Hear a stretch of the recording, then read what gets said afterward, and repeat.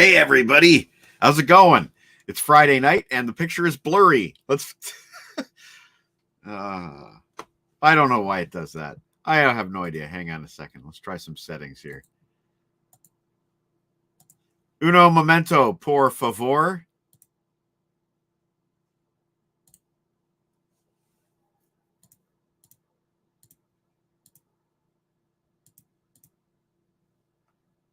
There we go. Back in focus.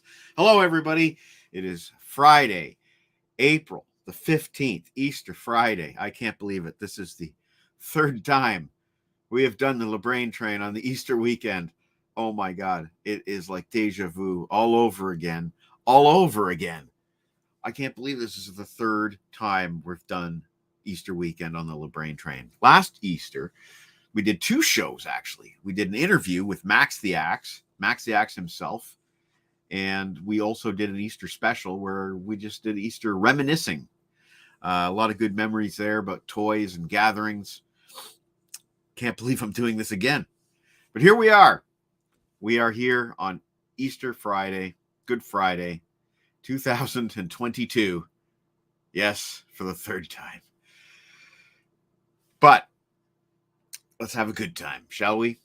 Tonight, we're just going to take it easy a bit and have some general chit chat. What have we been listening to? What have we been watching on the old TV? What movies have we been streaming? That sort of thing. We'll pick each other's brains and go in depth on some of these things that we've been listening to lately and watching lately. Joining me tonight will be Rob Daniels from Visions and Sound, who is in the middle of at least two big projects to tell us about. We will also be talking to Mr. Harrison Kopp. And yeah, me too. Sure, why not? We're also going to be playing a bunch of music videos. One thing that I love doing is playing some music videos. I think that we have accumulated here at the LeBrain train a number of really good rock tunes that we can play without getting dinged with copyright infringements. And I'm going to play a new one tonight that I haven't played before. When I say new one, it's from 2001, but it is new to this show, and it should not give me a copyright ding. And it is a name and a face that most of you who know me, who know Rob, will recognize. So that'll be cool. And we'll see what else we want to play. I'll leave it up to Rob and Harrison, I guess, and you, the viewer. We'll see what else we want to play tonight. Yeah, just looking at the list, we've got so much now. We've got some T-Bone tunes. We have all that Max the Axe. We have now added to the repertoire, we have Powerhouse by, oh God, what was his name? Randolph Scott? Was that it? No, I'm going to bring on my buddy Rob Daniels, and he's going to tell us who does Powerhouse. Oh, hey, Rob. Hello. How are you doing tonight? Not too bad. Did I get that right? Is it Randolph Scott who does it? No. I'm pretty Somebody sure. Scott. To be honest, I'm not 100%. Come on. Here we go. There. It's a tune that you introduced me to on Visions and Sound about 3-4 weeks ago. Yeah. When you played, God, what was it? Was it one of those pop hits of 1955 television programs? Your Hit Parade. Yeah, 1955 or something. Exactly. Around there, yeah. Oh, man, good to see you, my friend. And Gimli as well. I was alluding earlier to the fact that you've been immersed in a couple of different projects as far as your listening and viewing goes. I'm eager to catch up with you there. Now, before we dive into that, I'm just curious, have you watched this week's Picard? I have not. Okay, so I will avoid discussion. For some reason, just forgot it was on. I think maybe because I thought that I remember. I went to go watch it on Wednesday night and realized that it's not Wednesday night, it's Thursday night. Correct. Because I thought Wednesday was my Thursday this week. I guess I know T-Bone went to see the Jays today, so I don't know if the Jays are playing right now. I don't know. I guess so. They must be. I guess so. But T-Bone was at the Leafs game last night. He's actually in Toronto right now. maybe I shouldn't be saying all this. I don't know. But he went to see the Leafs play last night. That's pretty cool. And he butt dialed me from the game, which was also kind of cool. I don't know if you saw, but I played your tune, Visions and A Vision and Sound earlier. Yes, I did. I did see that. One of my personal favorites, one of the new ones here on the LeBrain train. Mm-hmm. Another good one that we have is this old classic.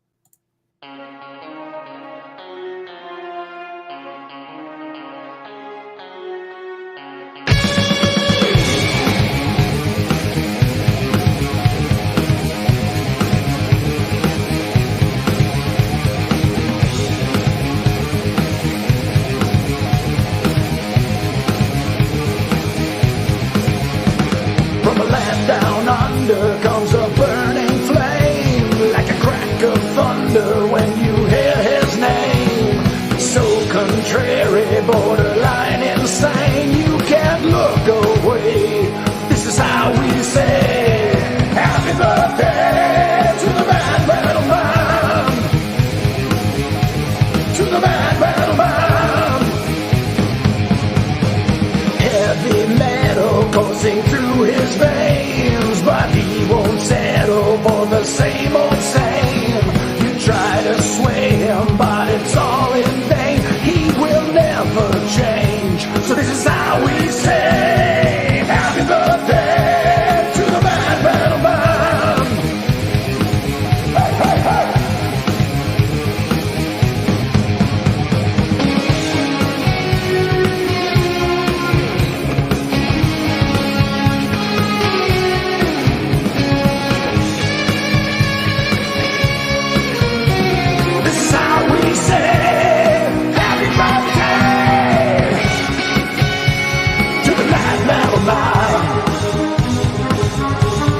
The Mad Metal Man. Hey, hey, hey. Hey, hey, hey. Hey, hey, hey. Hey, hey, hey. Hey, hey, hey. Hey, hey, hey. Hey, Harrison. Hello. I love that you guys both have cool theme songs now. Welcome, Harrison, to the show, Mr. Silent. So you guys know what we're doing tonight, just talking about what we've been listening to. That'll serve for a show intro, I believe, tonight, the Happy Birthday to the Mad Metal Man theme song. So may as well just kind of get started. And I kind of want to start with Picard, if that's okay with you guys. Sure, go right ahead. So, Rob, we won't get up to this week's episode. We'll talk about everything prior to that. But right. I know that you have been enjoying the show more every week than the prior week, really. Yeah, it's for me. It's one of those. I just about checked out, and I don't know if I've ever told the story on the LeBrain train, but I just about checked out after episode 9 of season 1. Right. Yeah. And because I was just so fed up with the with what had happened.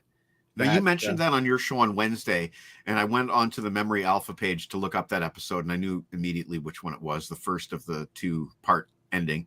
I'm just kind of curious what it was, though, because I couldn't quite pinpoint what it was about the episode. Well, I mean, it was the whole attacking flower. It was basically turned into those. It turned into like a hippy dippy bullshit, and I was like, "This is not what this. No. I agree with you there, but that's so reminiscent to me of that really bad original series episode with the hippies. Yes. Okay, fair enough. To Eden, yay, brother. I hated those guys' ears, like.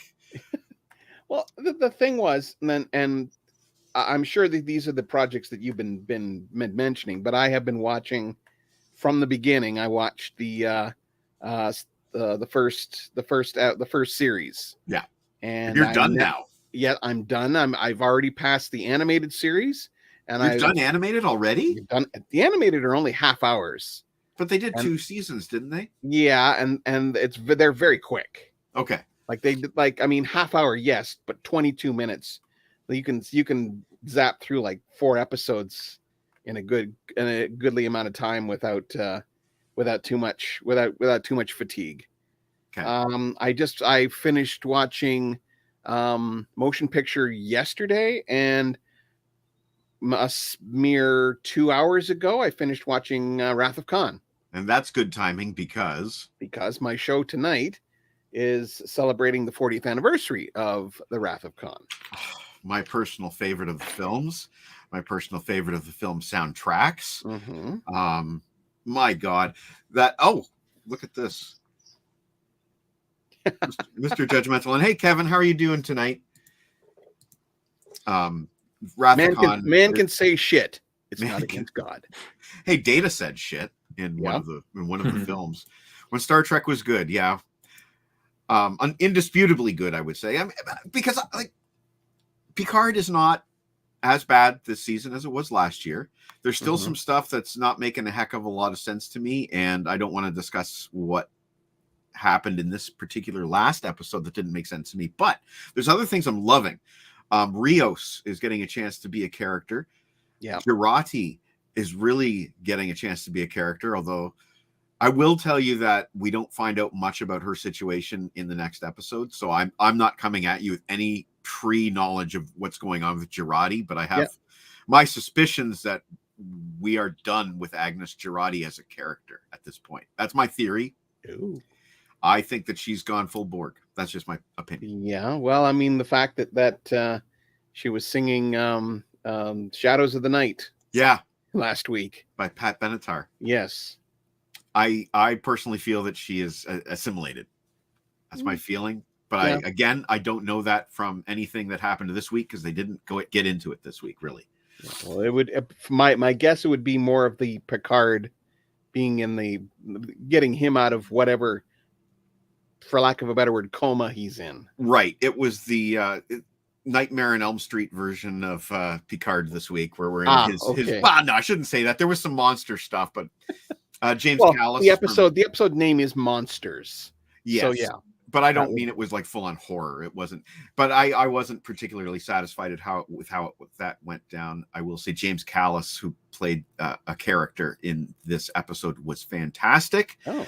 I think a lot of people are going to be confused and think that he's Dr. Bashir. I honestly do, because the two men are so similar looking. Okay, things are starting to fall into place now. Because I saw a tweet from Alexander Siddig, right? Who plays Dr. Bashir, and he's standing with James Callis and goes, "We're not the same person.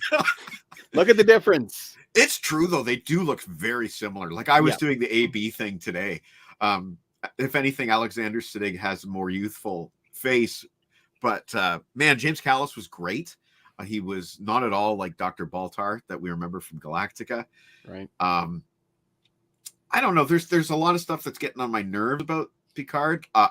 Raffi is not getting a lot of really good story stuff this season. Yeah, that seems to be something that's been coming up in a few places that I've seen. Yeah, she's not getting a lot to do. She's just angry woman most episodes. She's angry, and they never properly set up or properly readdressed why she's so damn determined to get Elnor back, of all people. To me, it seems to be the lack that she lacks her own son because of the events of season 1, and Elnor is a surrogate son to her. But this has never really been clear. Yeah, which makes it frustrating. It's never been. I think it was like a,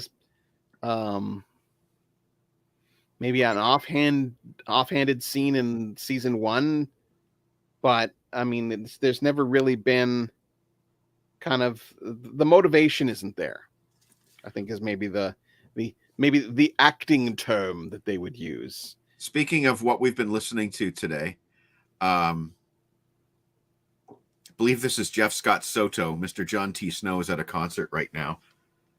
He just sent me this picture, and I believe that is Jeff Scott Soto, who he is seeing tonight. So that's what John T. Snow's listening to.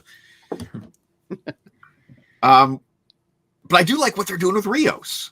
Yes. He's been a lot of fun. Yep.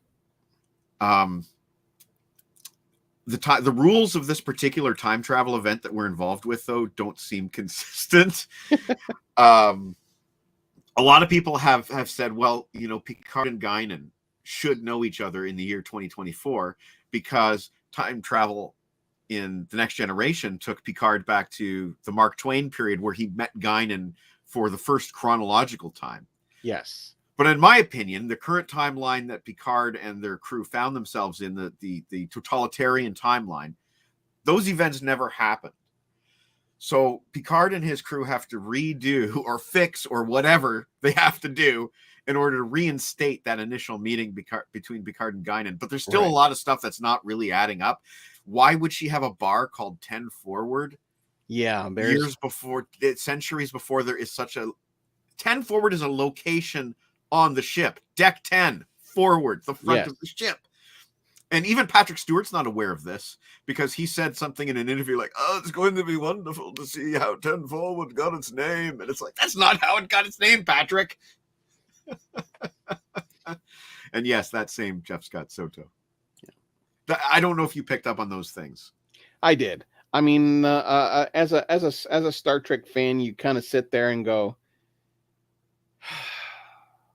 how could they mess that up? Right. Don't one of I watch Red Letter Media on occasion, and they take it a little far, though. They take it a little far. But there are some.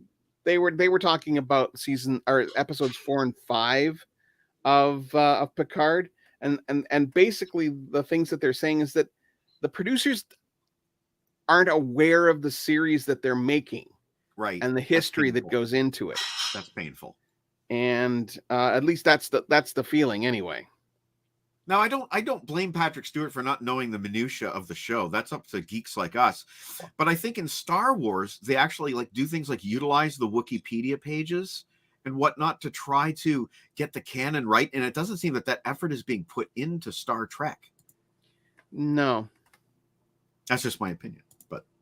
I agree about that Red Letter Media comment. Although I think they've taken it too far on a number of occasions and haven't.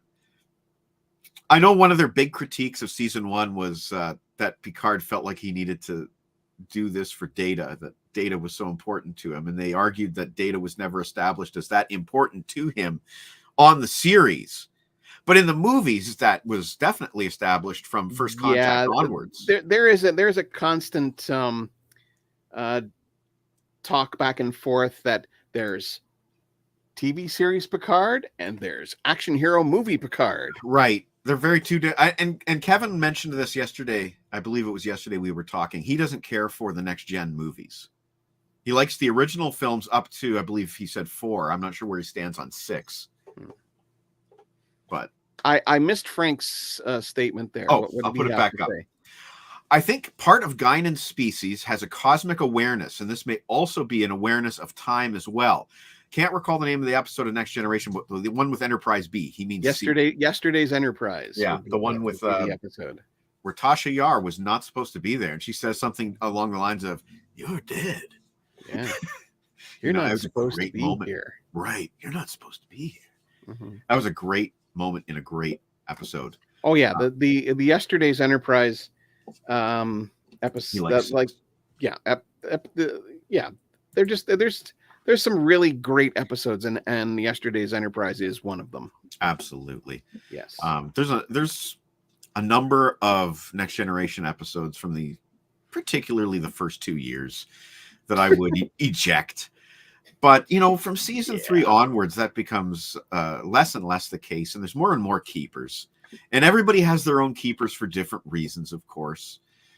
I'm curious for you, having finished the original series, if you had to pick out a bunch of keepers, what would you go on your greatest hits tape? I would have to say Amok Time. Yes. Where we see Vulcan for the very first time. In fact, that's the one that I chose to watch last weekend. I was truly surprised.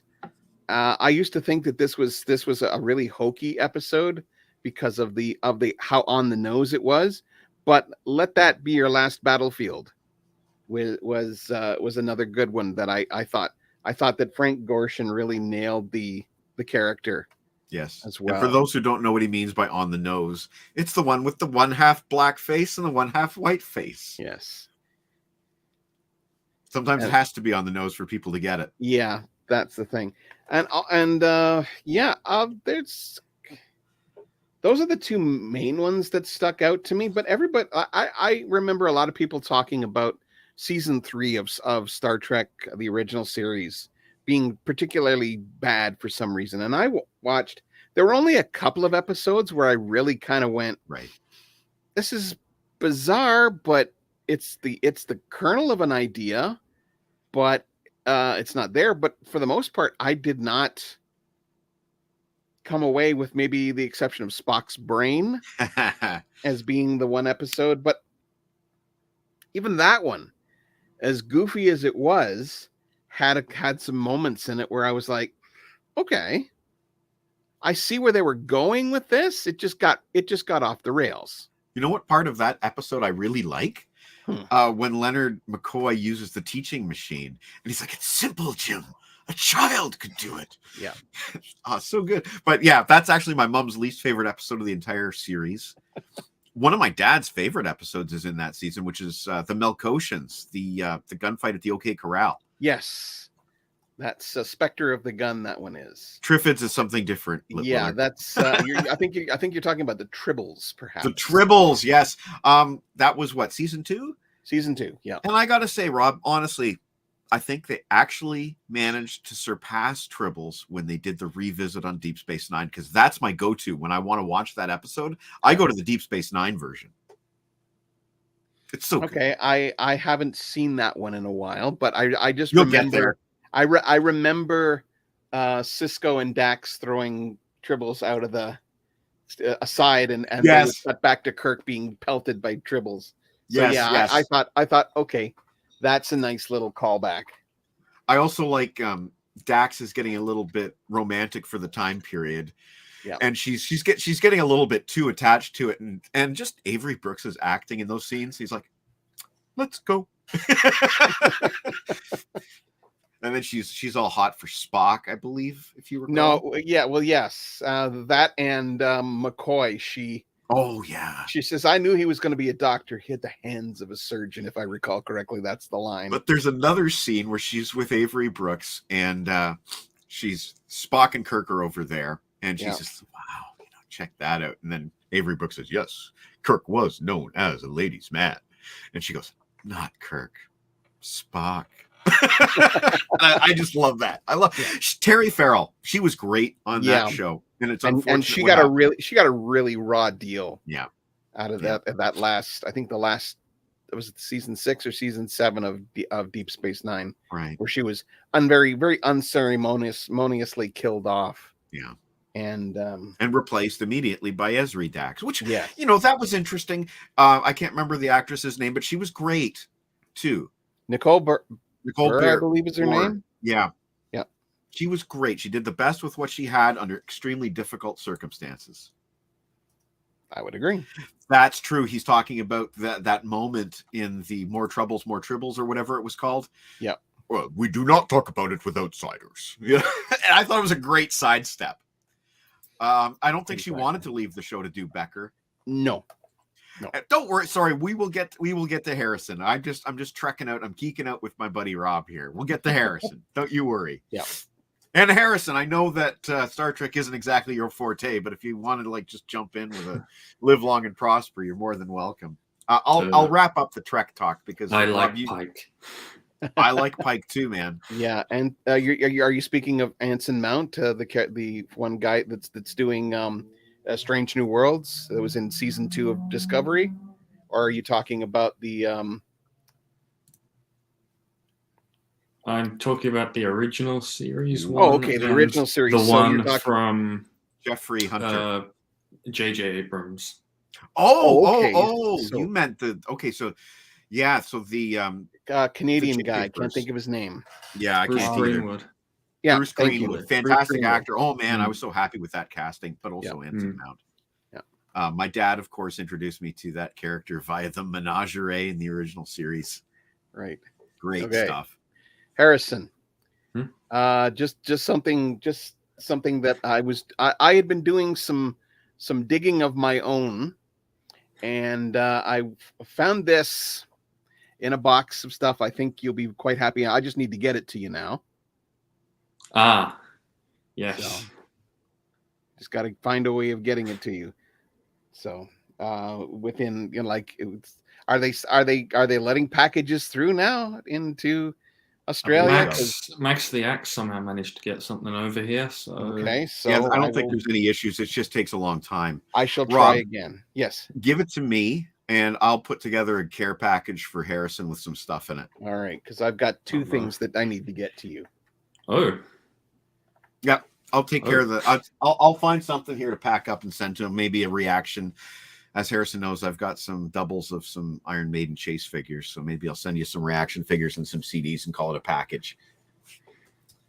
Most generous. That'll work. Everything I'm reading says Terry Farrell chose to leave the show. There's more to it than that, though. Yeah. Yeah. What's the name of that documentary? The What We Left Behind. Yeah, watch that, Kevin. Watch that. Yeah, that'll give you a pretty good. Either that or Chaos on the Bridge, or actually From the Center Seat is another one that is on CTV and is worth a look, and kind of gives you a little bit more of a look behind the scenes of what happened with Terry Farrell. I know that it wasn't happy. No. And I was interesting to find out that Jerry Ryan did not necessarily like her time on Voyager either, because of Kate Mulgrew, apparently. So, oh, that I didn't know. I thought it was because of the constant sexualizing of 7 of 9. Well, there was that, but apparently Kate Mulgrew and Jerry Ryan did not get along at all, which is odd because they had the sort of like antagonistic mother-daughter relationship on the show that actually worked really well. Yeah, but there's Interesting. Yeah, check it out, Kevin. Actually, that is a really excellent documentary, and it has sort of like a rough sketch of where they could have gone with season 8 if a season 8 had come to be, but without Renee and Aaron Eisenberg, just there would be no season. There can be no season 8 now, obviously, but and Avery Brooks has turned into a bit of a recluse. Right. I have heard rumors that he's going to show up on Picard, but I doubt that. I highly doubt it. I think that's wishful thinking. Exactly, wishful thinking. And that's based on the fact that in the time period they're headed into, it should be where he traveled back in time to start the Bell riots. In the now we may see perhaps footage from Deep Space Nine. We may, but what are the chances, in my opinion? What are the chances of the writers even knowing what they're talking about? There you go. They're unaware that Avery Brooks is in the 2020s, is my opinion. Anyway, let's move on to some music stuff. We can come back to Trek. Yeah, I agree. TV and stuff, but we'll move on to music stuff. And I'll just ask Harrison, what have you been up to this week as far as listening to tunes? Oh, really? Not much, actually. What the hell are you doing here?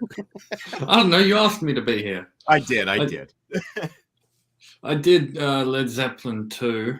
Yeah, for my Wednesday review. That one.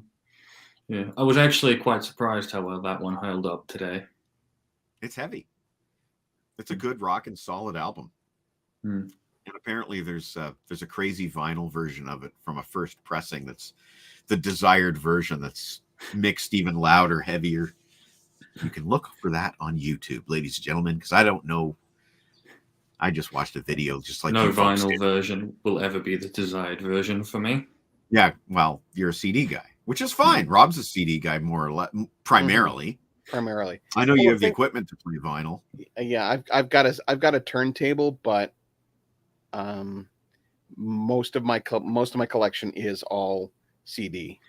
Yeah, for what we buy, although we buy different things, primarily CD's the best format for us. I mean, soundtracks right now, you have access to a lot of really good stuff coming out on La La Land, and man, like all the Star Trek soundtracks I could rebuy right now. There's so many good deluxe editions out. Yep. And as far as my stuff goes, like I will always need to buy the physical copies of Japanese imports, like this Right. one. The new Darkness album, Motorheart, which features a bonus track on it called The Age of Darkness, sung by Justin Hawkins' brother Dan. And it is bloody hilarious. It goes on and on and on and on and on and on about like orcs and devils and battling the massive battles and whatnot. It's hilarious. That sounds familiar. There might be some inspiration. I know what you're talking about, Harrison. The Age of Darkness. Dragons breathing fire, goblins in the Shire, a windswept misty mire, preaching to the choir, in a hovel eating mud, in chainmail stained with blood, the monks are chewing cud, a mace falls with a thud. And that's just the first. Like, it just goes on and on and on. You can see where I'm getting at. I love that certain bands like the Darkness put together really unusual and strange songs for their Japanese bonus tracks. So much more interesting than getting like an acoustic remix or whatever. Right. So that's been one thing that's been in my ears this week is the new Darkness album, Motorheart. I know John T. Snow is a fan. I'm not sure where I stand yet. Whole lots love on cracking vinyl so rocks. I know what he means. Baseball update. What was I going to say? Sorry. I know John T. Snow loves that one, but I'm not 100% sure where I stand yet. I've only played it a couple of times, and I don't think anything that Darkness have done in the last little while have really matched my enthusiasm for the early stuff, and I don't know why that is the case.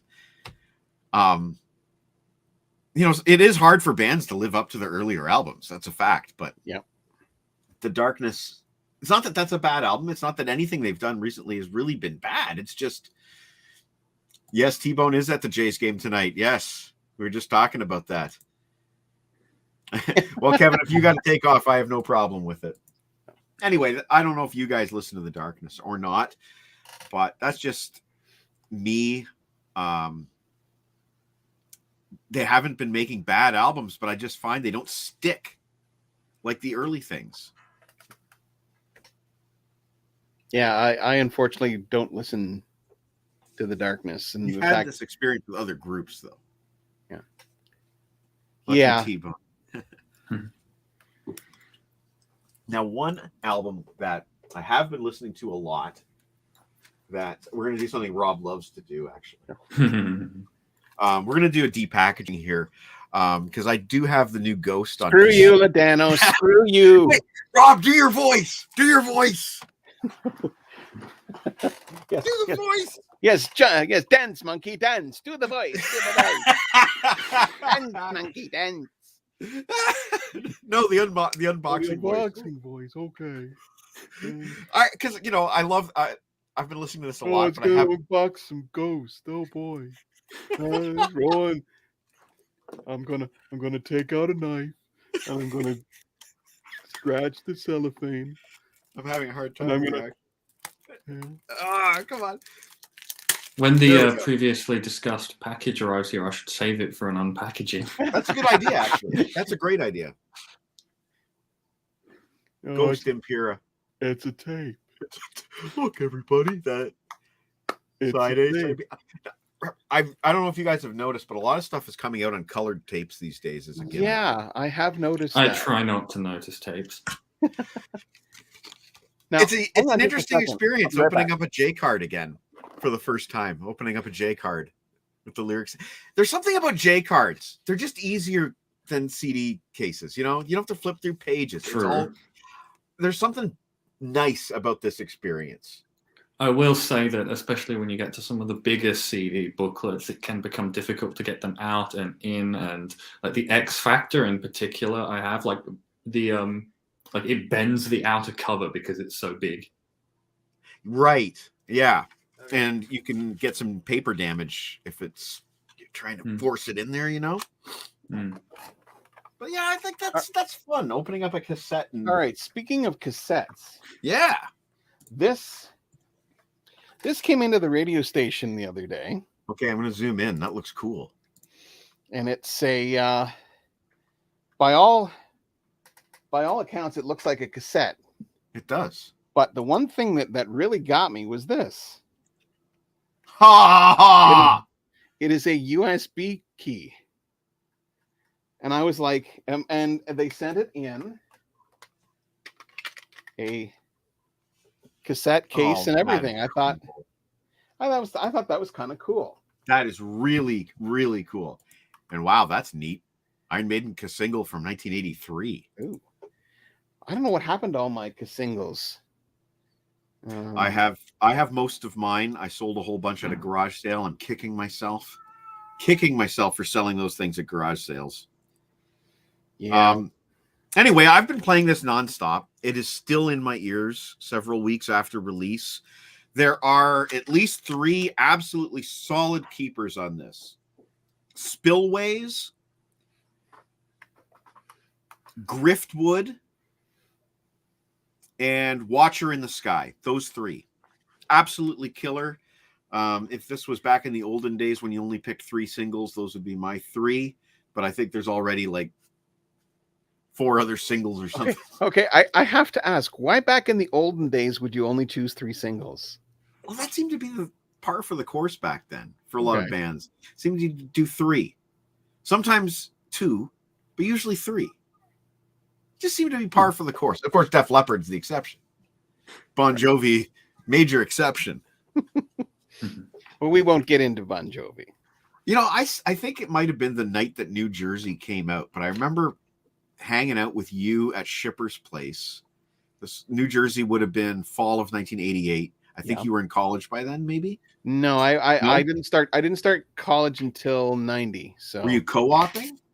Yeah, I was co-oping at what would have been at that point 88 would have been the Education Center, and then 89 would have been Rogers. So gotcha. Anyway, I seem to remember the night that New Jersey came out, Bon Jovi, New Jersey. I seem to remember you being over at Bob Shipper's house, hanging out in his basement. You had just bought a keyboard recently at that time. Okay. And I remember telling you that on first listen, New Jersey was less keyboardy than Slippery When Wet. And I remember you were disappointed by hearing that. But the funny thing is, I had both Slippery When Wet and New Jersey on cassette. This would have been, like I say, maybe the night New Jersey came out, and I was telling you like as fresh as hot off the presses as I could. All right. That's just my memory of it. Who the hell knows that after this many years? Yeah. This could be the senility. My age, I barely remember yesterday. So I know, right? Anyway, let alone 1988 when I was 18. No kidding. One of the most difficult things for me with my memory was when I'd be going to uni. You know, I just wear like shirts like this and stuff, and a lot of my wardrobe is very similar color, like dark blue, dark gray. So every week I'd go to my wardrobe and I'd be like, what did I wear last week again? Because I didn't want to wear the same stuff over and over again. That's how I end up wearing the same shirt like Friday after Friday after Friday on the show. I want to take a quick break to play a song, and I'm going to play one that we haven't played here before. But Rob, you will know this gentleman. So will Meat. Meat will know this song. This is a song by a band called Plasticine. Okay. And it is a song called Bones and Clothes. And this band featured a friend of ours named Rob Zabo that we grew up with, went to high school with. Okay. So for the first time, and here's hoping we don't get a copyright ding. I don't think we should. But for the first time, this is Bones and Clothes by Plasticine on the LeBrain Train. Please enjoy from 2001. Bones and Clothes takes...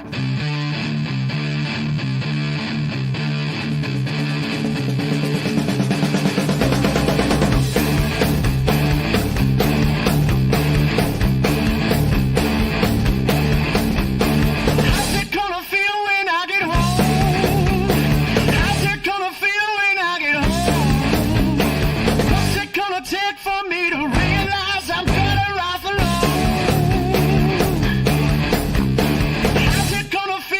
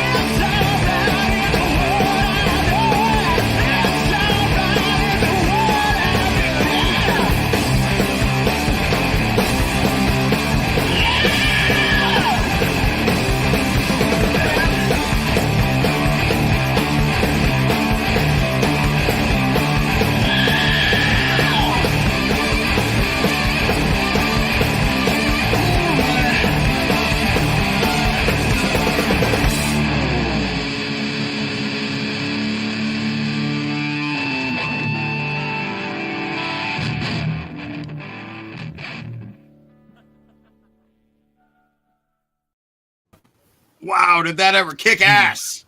Whoa! Wow, it's been a long time since I've heard Plasticine. That really did rock. Didn't it? Big time. A friend of the show, Gary Molinar, that you always see playing drums and all that Clockwork Orange thing, he knows Zabo quite well, and him and his wife Julie have went to at least the last 10, if not more, of the Zabo Strongman Christmas shows that they were doing at the Starlight every year. Now there's no Starlight, so I don't know where it's going to be now. But Well, I'll just show off the albums here too. yeah, there's Marigold as well. I was just about to say, Yeah. yeah. This one's kind of there. It is kind of a weird case there, but. That's And then certainly before that, there was the Groove Daddies, and I had Yeah. their tape, but it's gone. It's not the here. Groove Daddies is the. It's about, I saw them live probably 10 times, like amazing. And as for Strongman, there, that's certainly a side of Strongman that he probably hasn't brought out in 30. Like, Yeah, he does a blues thing now. yeah, he's certainly a lot more introverted than that. But even for this album, that's pretty much the only song that's like that on here. This is much more, very much 2001 pop rock. There's a band out of, I think they were from Sarnia, called Deadline, and they sound very much like Plasticine. But it's all Rob Zabo and Steve Strongman, and that was Steve Strongman on lead vocals on that track, Bones and Clothes. But the rest of the album is much more pop rock, much more. Yeah, I could see that. Well, thank you for dropping in tonight. Yeah. I wanted to say about the Ghost thing. I wanted to bring up. I have not heard the whole album.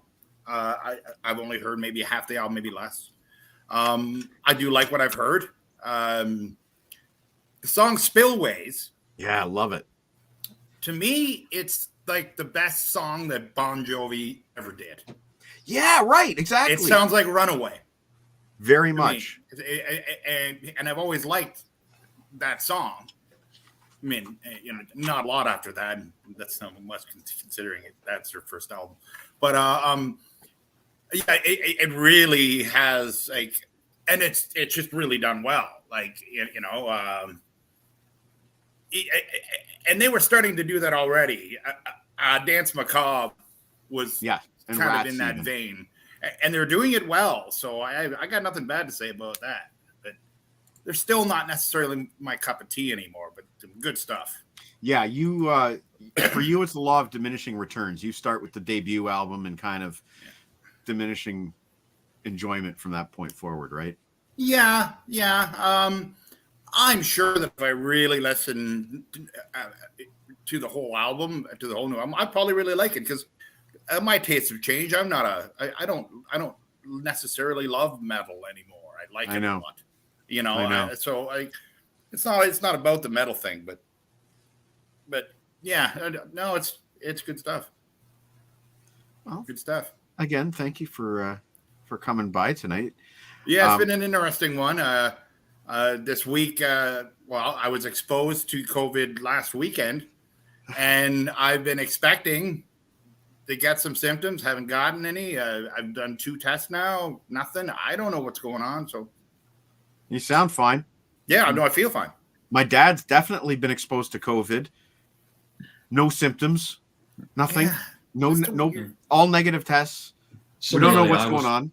I was a close contact as well for someone about a week ago, and still perfectly fine. So that's good. Yeah, I mean, it's strange. Yeah, I knock on wood, of course. Right, exactly. No, it's freaky. I mean, we both know people who are sick right now. And I know someone, or I know someone who has someone close to them who's still suffering symptoms from January having COVID. Wow. And that's nasty. That's nasty. That's what I don't want. And there's SAR had it in January. If you don't mind me asking, how old is that person that has been suffering from it for months? Early 50s. Okay, yeah. It just from what I've seen, it seems like the younger you are, the less it is supposed to affect you. That's pretty much from what I've heard. what I've seen. So when we're all sick and dying and everything, Harrison can take over the show. It's going to be all his responsibility to keep the train rolling. Yeah. Heavy responsibility. I there you go. 3 negative tests before she tested positive. Yeah. But she got symptoms pretty quick. I think it was a matter of about 3 days. Yeah. I like I said, I really, I don't have any symptoms, so I don't know what's going on. I was fully expecting to get it. I was fully expecting Jen to get it last week. She had to go to the optometrist. And you know how sometimes they get really close to your face when they're looking at your eyes. And the next day, the optometrist called and said she's COVID positive. So we had a freak out week last week, It doesn't make any sense because Tom Morwood has it. Tom's separated wife has it. Tom's girl that he's seeing has it. And 3 of his 4 kids have it. But not the fourth. The oldest girl doesn't have it. So that doesn't make any sense. I know there's so much. There's so much about this that makes no sense. But and I've just said this before is like I don't want the disruption in my life of having COVID coming in the front door. But most importantly to me, like I am such a fucking man child when I get sick that and as I get older, I notice getting sick. It gets harder and harder each time. I'm weaker and weaker year after year of getting sick, and I've enjoyed not getting sick the last 2 years. So I don't want the man child return because it's so similar, eerily similar to Sheldon on The Big Bang Theory, where he's like, Leonard, I'm sick. Give me some hot soup and cocoa. That's me. I see you make Jen sing songs about cats. She has done it before. She's a saint. Trust me, the amount of shit she puts up with when I'm sick.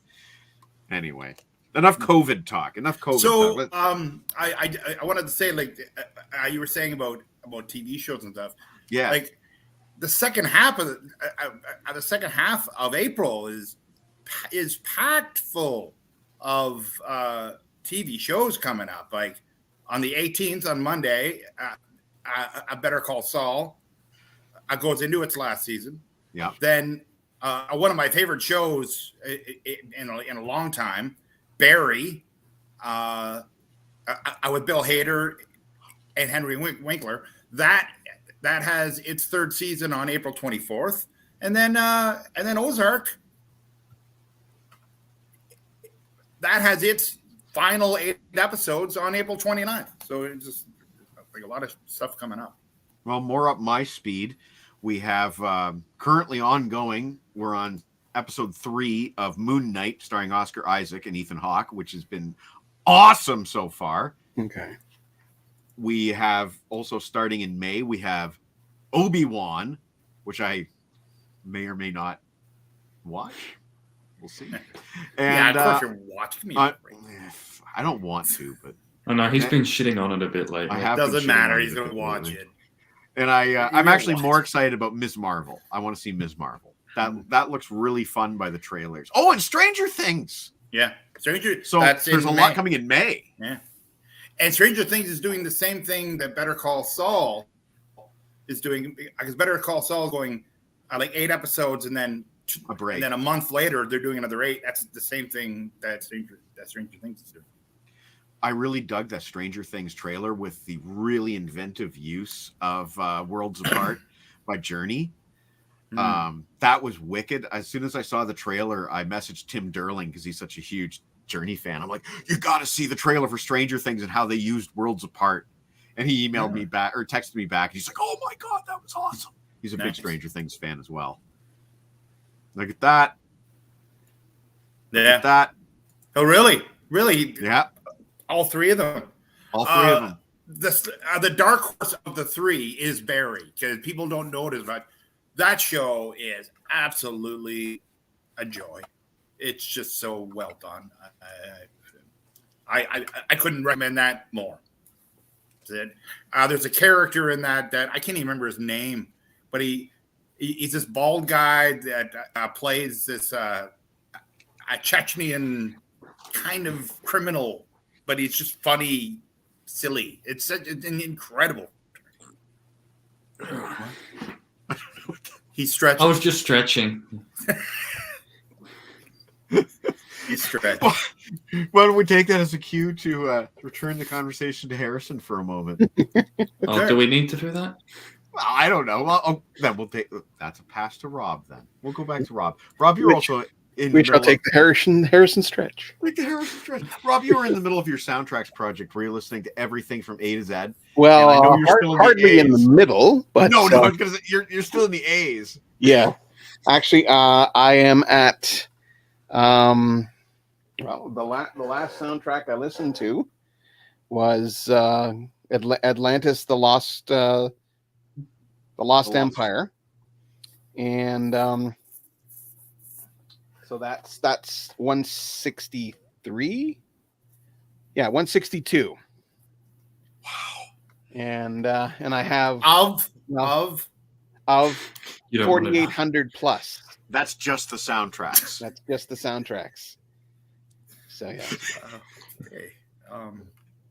I guess it's going to you take me better, a while. I'll just say that much. No doubt. I guess you better stop sleeping. Well, Oh. I actually did some calculation, and I don't know if you were on the show for this one.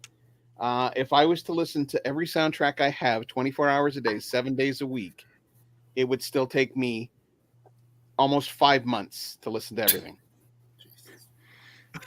Well, So I'm I hope taking you- a little bit of a slower route to get to Zed. I'm curious. I hope you have an appropriate one that ends up being for your funeral, if I'm. What order are you going in? Alphabetical? Alphabetical, yeah. You're still at AT? Yeah, AT. Jeez. Wow. And wait until he gets to some of the really, really long sections of the alphabet, like the R's and the S's. Like And he's the got a lot. Williams. He's probably got a lot that start with STAR. Yeah. Yeah. and they're multiple disc. Yeah. And Multiple well, okay. versions. Okay. I got something for you here. Okay. Damn, I had a question for him about. Oh, you can. Oh, He'll be actually, back. He will be back. I'll be back. I'm all right. So Show that again real quick. That was a good song. yes, That was dear a great friends. song. Since I've been going through the originals, since I finished the original series, this is the box set of the original series music. There are 15 discs. So it's going to take me a while to get through those when I finally do reach Star Trek. Okay, wait a second. 15 discs. Yeah. 15 discs. And how long is each disc? Let's see. Each one averages about 70 minutes. Okay, my question is 15 times 70, whatever that is, quickly from math. Is there even actual running time of the whole series that equals that amount? Is there not more music in the set that there is actually televised on the show? Well, some of it's repeated as well. Some of it has Oh, a okay. tendency to. Some of it does have a tendency. Like a lot of some of the soundtracks I have are have music that's similar on it. Like I have, let's say, for example, the most recent one that I have two versions of AI. One is the one that they released to everybody, which has like a 60-minute running time, and then there's an expanded version which has 3 hours of music, Which this is longer all- than the this movie. So you guys get all excited about Japanese exclusives and that sort of thing. Well, I get excited about the little extras that show up on the incidental music, the alternative cues and that kind of stuff that show up on the discs. So yeah. So when it comes, sorry, Go ahead. I was just gonna say when it comes to like the Phantom Menace, which has the standard edition and the ultimate edition, are you just gonna go straight to the ultimate or listen to? No, both? I'll listen to them both Hmm. because they are essentially, I look upon them as two different soundtracks. I know Eric Woods does not like the Ultimate Edition. Yeah, well, Oh, the I would have loved to get an Ultimate Edition of Revenge of the Sith. That would have been like perfect. yeah. But no, we can't have nice things. Well, the thing is that they threw stuff at the wall to see what would stick with the Phantom Menace. There was an outcry from fans that said, "What is this shit?" Right. And so they backed off. I mean, it was the same thing with although I think this was more of the sale to Disney that killed this, but they only released the 3D of the Phantom Menace. They didn't do the I saw that in 3D of all cinemas. at that time of the 6 films. We had this conversation 2 weeks About a ago. week or so ago. Yeah. Harrison, you said you saw the 3D in the theater? I Was that saw, one? yeah, Phantom Menace As did 3D I. in cinema. I never did, and I wanted to. That was the only time I saw Phantom Menace in cinemas, or any of the prequels, actually, because I was just a bit too young. Meanwhile, I went to see the special editions about 3 times per film, and that was in '97. Oh, there's Eric Woods. Ultimate did terrible, but we did get some good. What do you mean terrible? It's how do I explain this? The cues are not the complete pieces of music. They're edited to fit the scenes in the film as you heard them in the film. Yeah, So I know. they're shortened, and Eric Woods does not. Yeah, Does some of not them. like But that format. When it comes to like John Williams and Star Wars in particular, the movies end up reusing a lot of previously used motifs. So if you only get the standard edition albums, you're missing out on a lot of good music that was played in those movies simply because they appeared in another movie previously. Like, for example, in Revenge of the Sith, the music that plays during the March on the Temple when Anakin's walking with the clones into Order 66, that was like, you briefly heard that in the background of Attack of the Clones in the arena for a few seconds. And because of that, you can't get that on the Revenge of the Sith soundtrack. And it's just like, I'd rather have the Ultimate Edition. I want to hear everything that was in the movie. I want to hear the original Star Wars theme. I want to hear, Across the Stars as well, even though it debuted in Attack of the Clones. And I don't get that with the regular edition. Yeah. No, I agree with you. That's why I often have multiple discs. In a lot of cases, because there's music that, I mean, you would think that the studios and the composer himself would say, "Hey, let's do an Ultimate Edition and put everything out there." Eric, I don't know if you can answer this. Not meet Eric, but Eric Woods. There's a 10-disc Star Wars. Does that cover everything? If you can answer that, then that would be great. And yeah, but that, like I said, that's so yeah. When I often talk about the special edition kind of stuff and that kind of things, yeah, there are some of the music is repeated, but then it also has this kind of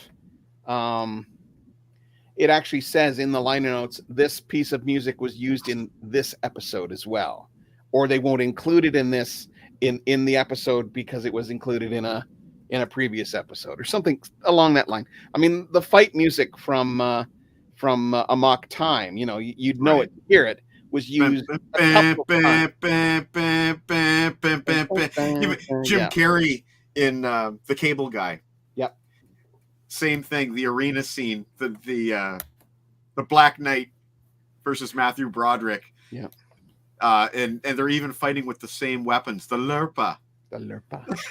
And he even cuts Matthew Broderick's shirt the exact same way that Spock cuts Kirk's shirt in that same scene. Yep. And then Jim Carrey raises his Lurpa and says, "Goodbye, Jim." He throws so much Star Trek stuff into his performances when he can, Jim Carrey. But that's great use of that music. And then he starts singing along with it. Oh, and apparently that was completely ad-libbed when Jim Carrey takes the skin off the chicken and puts it all over his face and goes, "Silence of the Lambs." Apparently that was all ad-libbed on the set. Yeah. Oh, it would be interesting to see the stuff that doesn't get put in a Jim Carrey film. Yeah. I mean, much like what was apparently left on the cutting room floor from when Robin Williams did Good Morning Vietnam. So Yeah, he would just riff. Yeah. and the funny part about it is that Adrian Cronauer was not like that at all. Hmm. So Yeah, sometimes those two different styles do not mesh creatively. yep. So- Reminds me of Kerry and Lee Jones in Batman Forever. Yeah. That's kind of legendary too. Yeah, the thing is that Lee Jones was just as guilty of buffoonery in that one. Yeah. Well, actually, I thought he was kind of, at least in my opinion, should not he should not have been in the film because he was basically playing half a Joker. Yeah, I will always consider Batman Forever as the worst Batman film simply because the two villains are just trying to out-Joker each other. Now, oddly enough that you mentioned that, it's my favorite of the Schumacher Batman films. Well, there was only two of those. I but realize that. That's why I'm kind of Batman Forever is not I Forever, would- sorry, and Robin is fun at least. I can't say Yeah. the same about Batman Forever. I wouldn't call it fun, but hey, to each their own. To each Tommy their Lee own. Jones, I'll accord. That's according to Jim Carrey. Jim Carrey says he hated him. He hated Jim Carrey, I cannot to sanction the your point where, buffoonery. like shaking with anger, and told him to his face, "I hate you." Like he just didn't agree with his acting style, and did not like him at all. No. It was But funny. Carrey over the top. He needed to do that for the Riddler. Yeah, Yeah. And Mm, that's what he was paid for. That's true. Well, it's funny with the Riddler thing. Well, I saw earlier that Ivan had asked a question if people had seen any movies at the theater. And I have seen one, and it was back, and I loved it. Which- I absolutely loved it. Sorry, I couldn't hear what you said. The Batman. Oh, the Batman. I loved it. Okay. Absolutely loved it. The first thing is, to me, Paul Dano is the movie, and I've always liked him as an actor like a lot, and he's so good in that movie. And I saw him in the interview where he said something like his agent told him, "You might want to take this because there ain't going to be no guy in tights with question marks playing the Riddler in this movie." And it's so right, because it's just not that at all. And I also really like about it that the vision of Matt Reeves in that it's singular. It's completely on its own. Every other Batman movie, Bruce Wayne is a playboy, smiling, joking playboy, and driving fast cars, women. Robert Pattinson plays him for 3 hours without smiling once, and there is no bragger, there's no braggadocious, there's no jokes, there's no. It's a totally different vision of Batman, and so I really, really enjoyed that movie. I like Robert Pattinson. He was great in He was Tenet. Fantastic in Tenet. Yeah, he was Loved really it. good in it. Love that one scene. I always repeat it over and over and over again, where he's talking about hijacking a plane and crashing it. And he's like, "Well, not from the air. Don't be so dramatic." I love his performance in that movie. Oh, that reminds me of Irfan Khan, who we unfortunately lost prematurely. But in Jurassic World, when he's piloting the helicopter, and when he lands, his co-pilot gets out and throws up in the bushes. And Bryce Dallas Howard is like, is he all right? And Irfan Khan's like, oh, he's just being dramatic. Oh man. So Well, I wanna- okay, I've got something up my sleeve here that I Oh. told LeBrain that I might be trying, and I'm completely putting you guys on the spot here. But what the hell? I have 11 rapid fire questions for all of you, and I'm completely putting you on the spot. So try to answer it quickly, and just the first thing that comes to your head. Who cares what your answer is? Whatever it is, okay? So what do we do? Go 1, 2, 3. Me, Yeah. Chris, and Rob. Yeah. Actually, yeah. I'll start with LeBrain. So, he's more on the spot, and then the other two kind of have a chance to think a little bit more. Okay. Question number 1. Go. Favorite acting performance? Fuck. Remember, it's got to be quick. I know. You just put me. Okay. Ricardo Montalban, The Wrath of Khan. There you go. Oh, me? Yeah. What's You his had time name? to think about it too. Donald Logue, Gotham. Interesting. Oh wow, Rob. that's a great answer. What's You yours, know? Rob? Yeah. Rob? Okay. Roy Scheider, 2010. Oh fuck. a good one. Wow. Okay. Wow. That makes me want to check it out. My Dear answer for Caroline. that. My answer for that would be Daniel Day-Lewis in There Will Be Blood. Number 2, most overrated movie. Go. The Crow. Force Awakens. Gone with the Wind. Wow. Wow. Mine is With a Bullet, Mad Max Fury Shit Road. Yeah, I could go on for 15 minutes about how much I hate that, and I know Aaron could too. Oh wow! Yeah. Oh, I love that Woods is playing along. Okay, Yeah. number 3, song you never ever need to hear again. Go. Yeah, take a look at this photograph. Every time makes me laugh. God, where to begin? Yeah.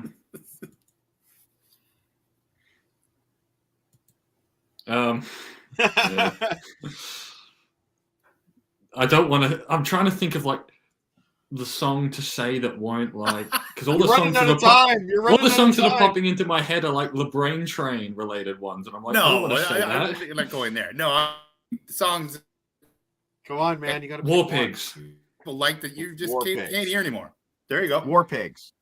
Don't Want to Miss a Thing by Aerosmith. Oh, good Oh, one. that's a great answer. Oh, That's a look at oh, you. nice. Mine is Sweet Child of Mine by Guns N' Roses. Out with a Bullet. Number 4. Number 4. Favorite TV show ever. Go. Star Trek: The Original Series. Gotham. Okay. Battlestar Galactica, 2004. And I have to say Breaking Bad because I've watched the series like 5 times. So good. So good. Number 5. Oh, look. Wait. Oh yeah. Oh, here we go. And Oh, look at that. look at this. There's a lot of people agreeing. That's crazy. Yeah. Okay. Number 5, a little easier. Number 5, favorite fast food. Go. I love a Big Mac. McDonald's. The, You? ch- the chicken that is fried in Kentucky. It's a great answer for an Australian. Harvey's.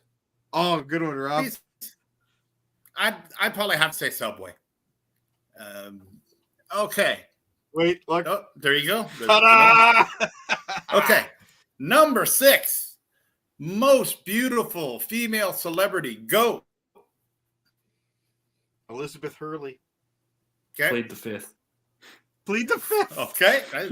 You're allowed to do that. Oh, okay. Are we talking most recent or from the past? Because I could. Any. I Sigourney went with Weaver, the past. 1986. 1986 is Sigourney Weaver. Actually, no. I'll change my answer. 1999 Sigourney Weaver in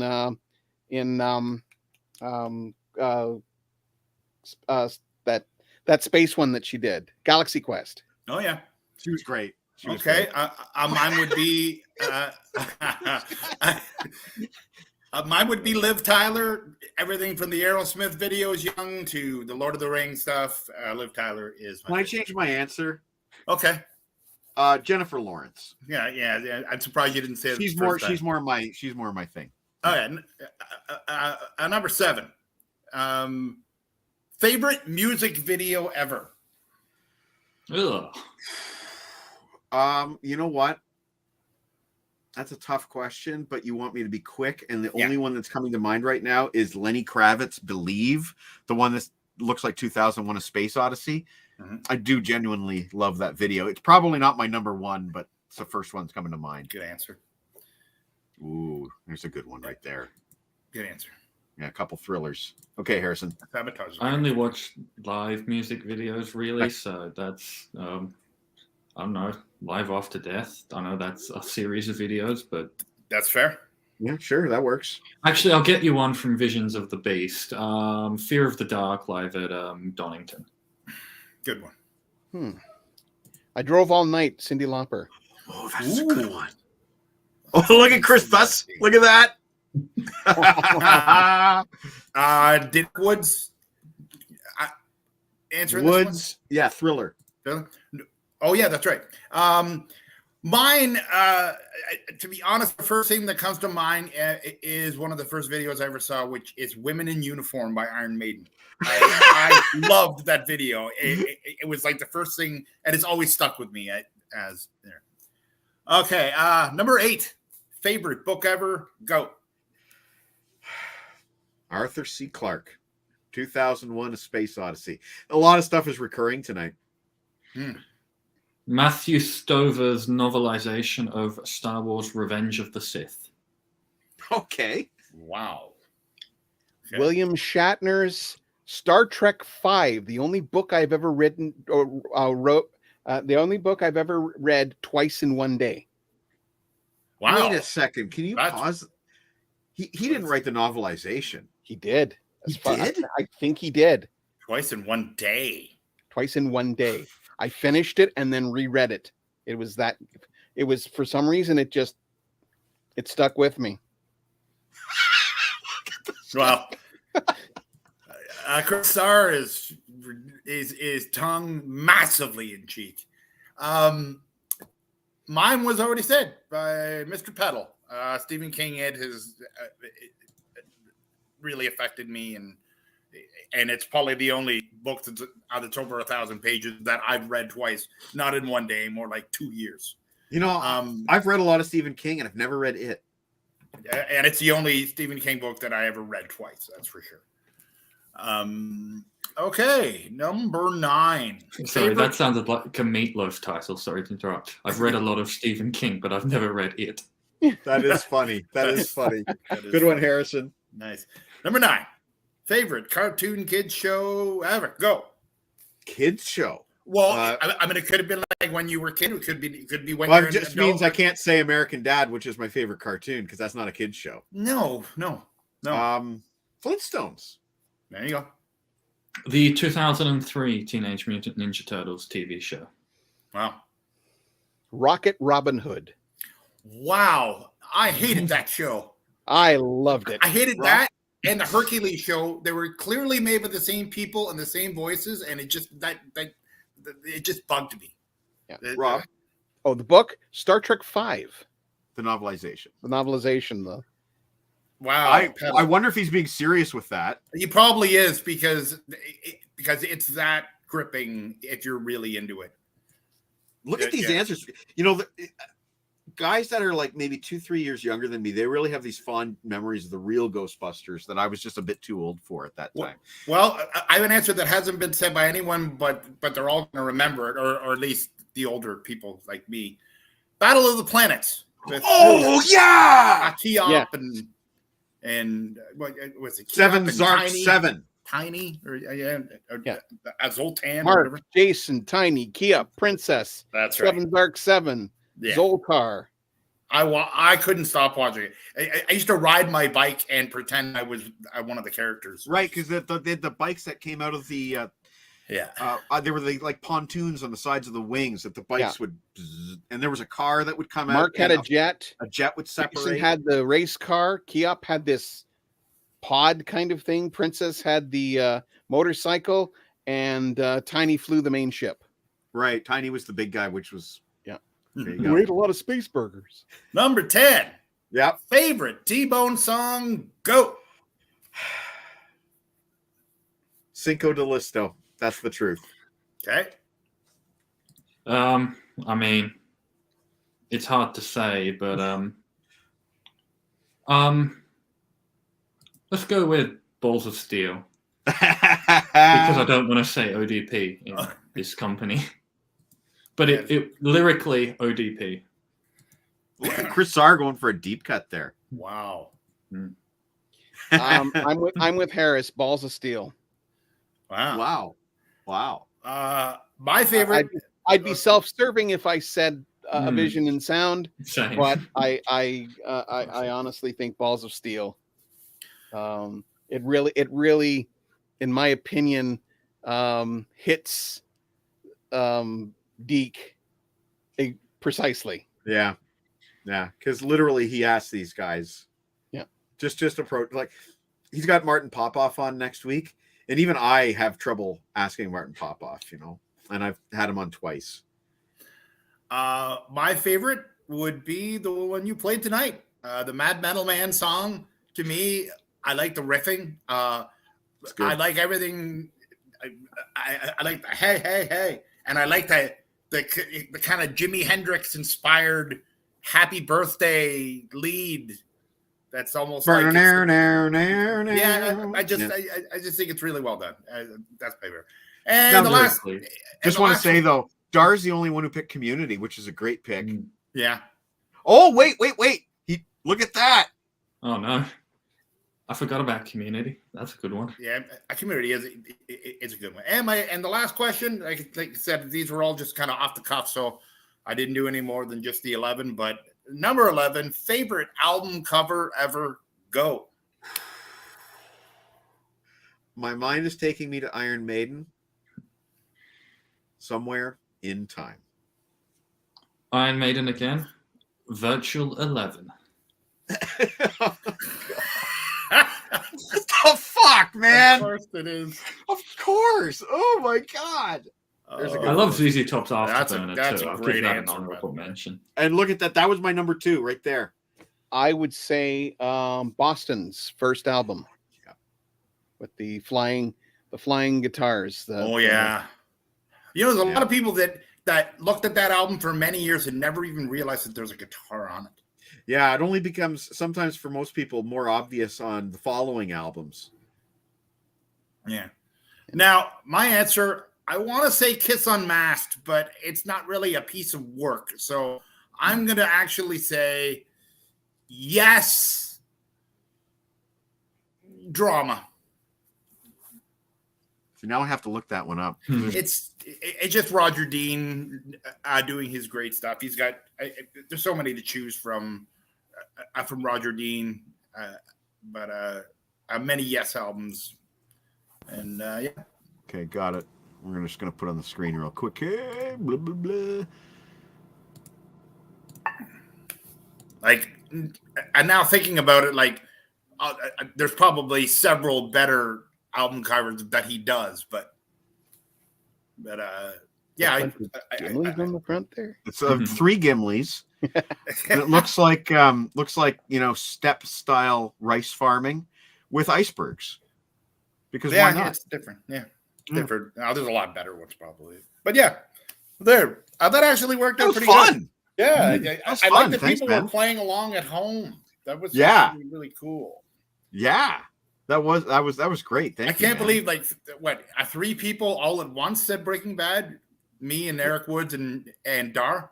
Yeah, and there were a few threefers. ODP came up about 3 times, if not more. Yeah, good one. I'm gonna play a song because I need to take a short break here.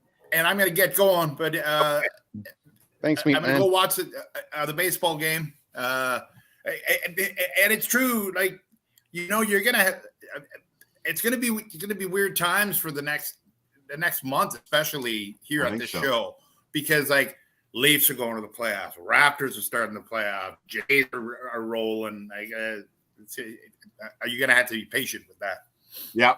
Well, we'll provide the sports updates when relevant. Mm-hmm. But to go with your question about favorite childhood cartoon, somebody said Bugs Bunny, so that's a perfect opportunity to play my new favorite song, which is Powerhouse. And we'll be back in like 3 minutes.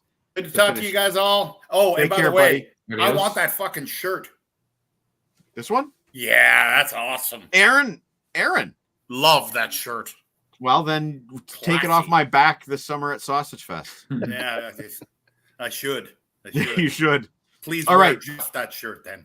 I gotta take a quick break, but we will be back in exactly. You know what? It's really nice. StreamYard just updated a bunch of stuff, and now it added the times of the tracks. I used to be able to not see how long the tracks were. Huh. I don't know why they never thought of adding that, but in exactly 3 minutes, Powerhouse. We'll be back. Take care, meat. Cheers, guys. Adios, okay. me. Mate. Yeah.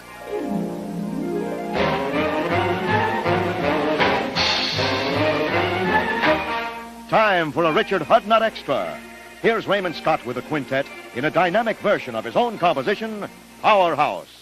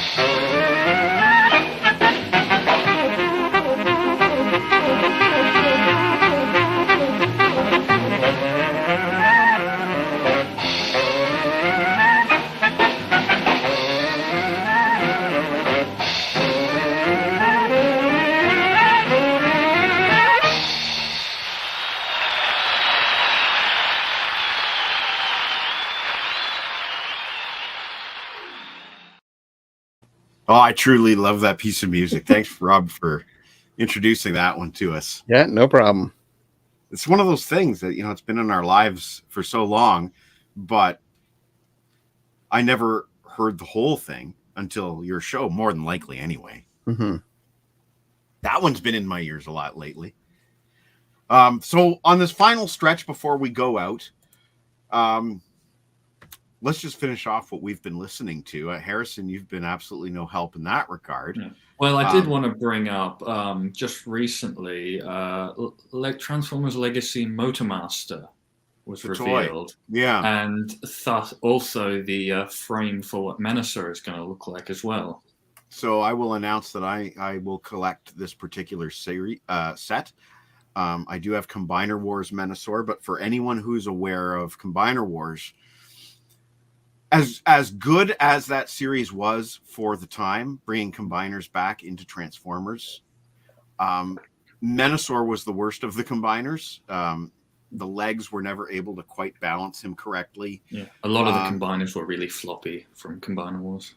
Yeah, and the hand-foot gun combo piece was never really working for me. And that character had bad shoulders that were loose. The truck that Motormaster transformed into did not have a trailer. It was just a cab, so it wasn't really G1 accurate. This new one's really G1 accurate, but as you mentioned, the skeleton, basically what he means by that is there's going to be a frame, a fully transformable frame that Motormaster himself transforms into as Menasor, and then you slap the cars onto the frame. But he can stand, he can do all this without the cars at all. But that's cartoon accurate. I mean, yeah, Menasor's the only combiner that can really go for it. And I've always said that Menasor's design is complete ass, but as far as combiners go. But I don't have any combiners, and this is going to be like the best engineered, most well-built combiner, presumably. So I will get it just because. I wouldn't say best engineered combiner because Devastator is the one that I have. Fantastic. Yeah. At the very least, it won't be floppy and No, it'll be better than the last attempt. How long ago was Combiner Wars now? Was that about 2014 or 2015-ish? Time wise, it's appropriate now that we're getting a new Menasor, I think. I don't know if they're going to redo any other combiners, but in some of the latest photos, it revealed that the skeleton will be actually compatible with your Combiner Wars limbs. So that's kind of cool too, backwards compatibility. But before we drive everybody away with Transformers talk, let's bring it back to music one more time. I just wanted to say the one other thing that I've been listening to this week. Van Halen and David Lee Roth, because it is finally starting to feel like spring around here. Today not being the best example. But more or less, we've had some warmer days this week. And finally, I've noticed that even the largest snowbanks have now completely melted. So we're officially in spring. It felt like spring. I had the car windows down, and Van Halen works in that environment. I was kind of working my way backwards with Van Halen this week. I did A Different Kind of Truth, Van Halen 3, the new tracks on Best of Both Worlds. I did the Best of Van Halen, Balance, skipped for Unlawful Carnal Knowledge, and went to OU812. Did I get all that correctly? I think so. For Roth, I listened to two of his albums from the middle of his career, Your Filthy Little Mouth and Little Ain't Enough. And I enjoyed the hell out of both. Funny enough, Roth, I always associate Roth with Easter in my life. I got Skyscraper as an Easter gift. I got A Little Ain't Enough as an Easter gift. And I got his single for California Girls as an Easter gift. So Roth has always been an Easter kind of artist for me. And I even Van Halen albums like Diver Down might have been an Easter gift. So he just feels like spring. Anyway, that's all I want to say about that. It's been a real Van Halen-y kind of week for me. What about you, Rob? What else have you been listening to besides the soundtracks, if anything? Oh, okay. I was just gonna say, since you decided with the whole thing with David Lee Roth to go through a lot of his stuff, I will give you a list of what I've listened to since Monday. Okay. Army of Darkness, Joseph LaDuca. Arnold, great music from the films of Arnold Schwarzenegger. Around the World in 80 Days. The Arrival. This is the 96 film, not the more recent one. The Charlie Sheen. Yes. The Arrow and Race to Freedom. The Arrow is the documentary on the Avro Arrow soundtrack that I happen to have. Then speaking of Arrow, seasons 2, 3, and 4, all by Blake Neely. Arthur and the Invisibles, Arthur 2 on the Rocks, As Dreams Fall Apart, Assassin's Creed 2, Assassin's Creed Brotherhood, The Assassination of Jesse James by the Coward Robert Ford, Assault on Precinct 13, music of the films of John Carpenter, and most recently, as I mentioned before, Atlantis: The Lost Empire.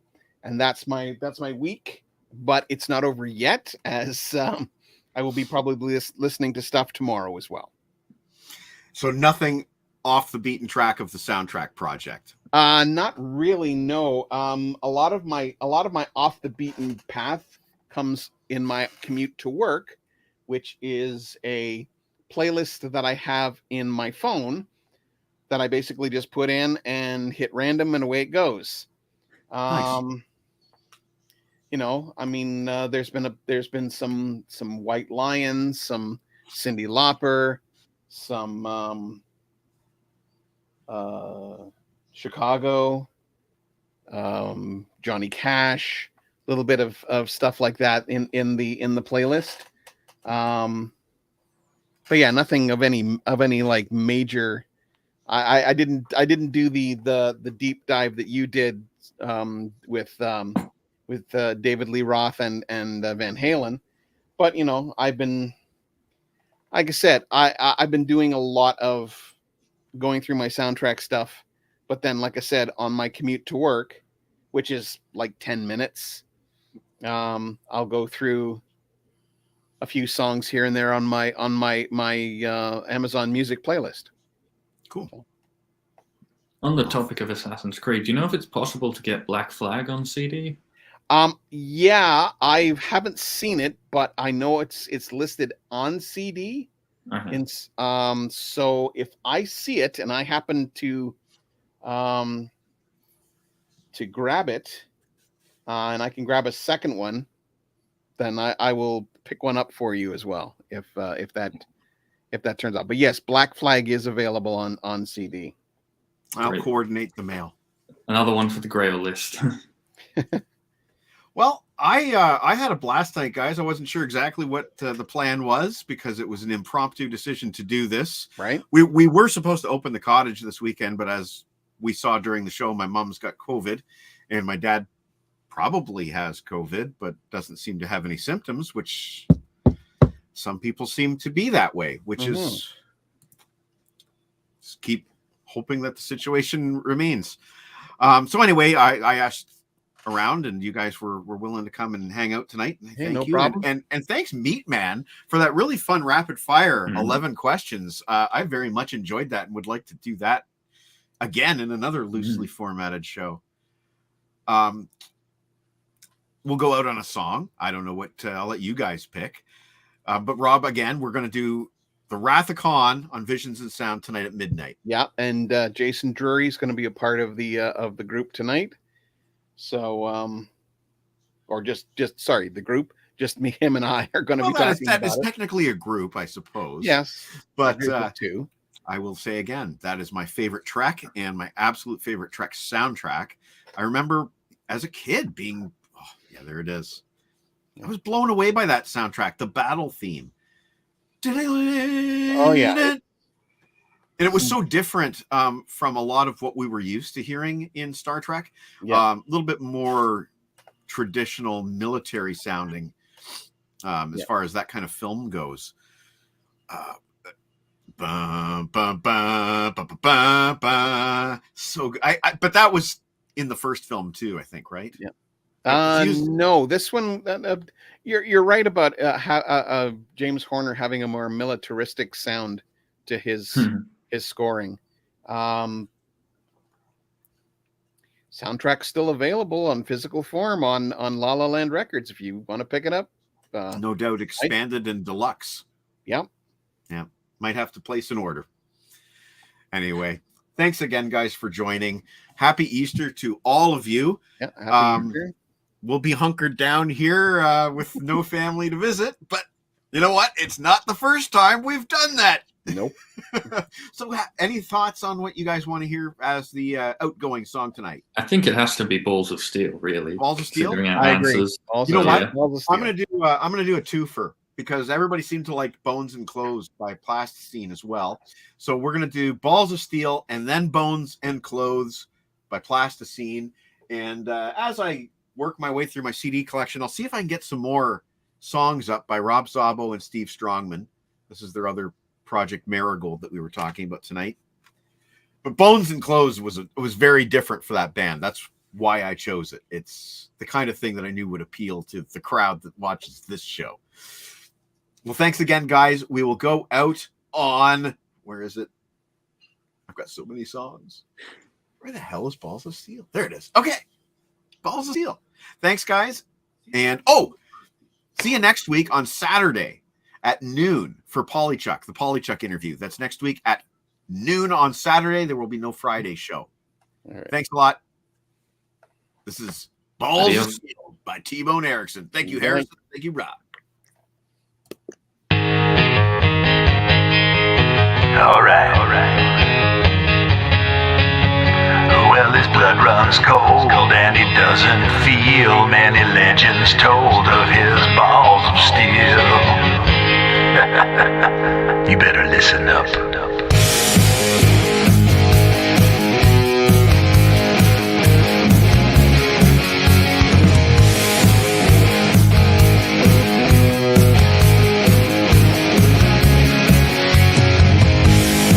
Never had a care, never worried who was there. He just looked you in the eye, and like a tiger hunting prey, now he decides. Oh, if you live or if you die.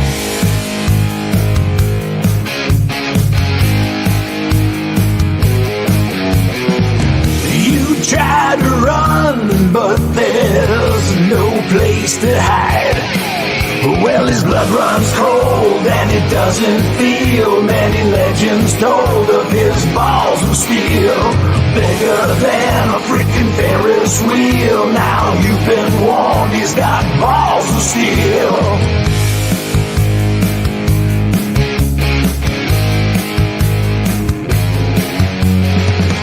He's a little bit insane. Don't give a shit's his middle name. When he's got you in his sights, that's when you must wisely choose your demise. Oh, do you flee or do you fight?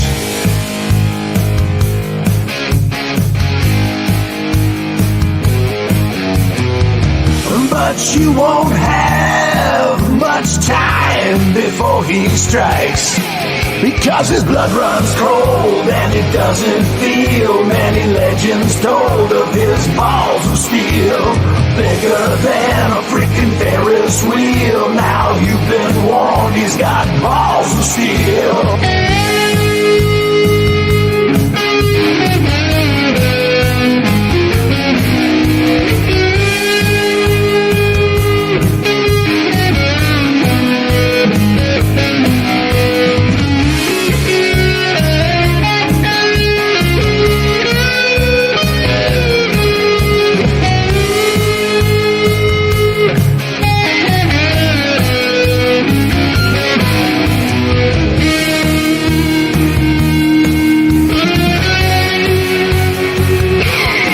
Because his blood runs cold and it doesn't feel many legends told of his balls of steel.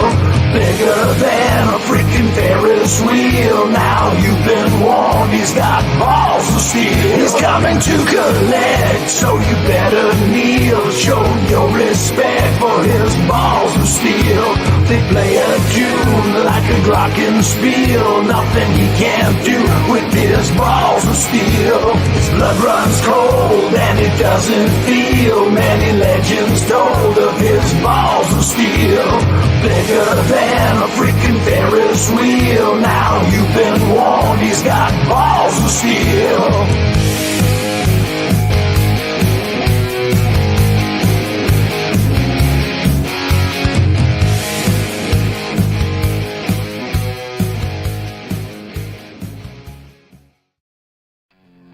Balls are close. Stakes.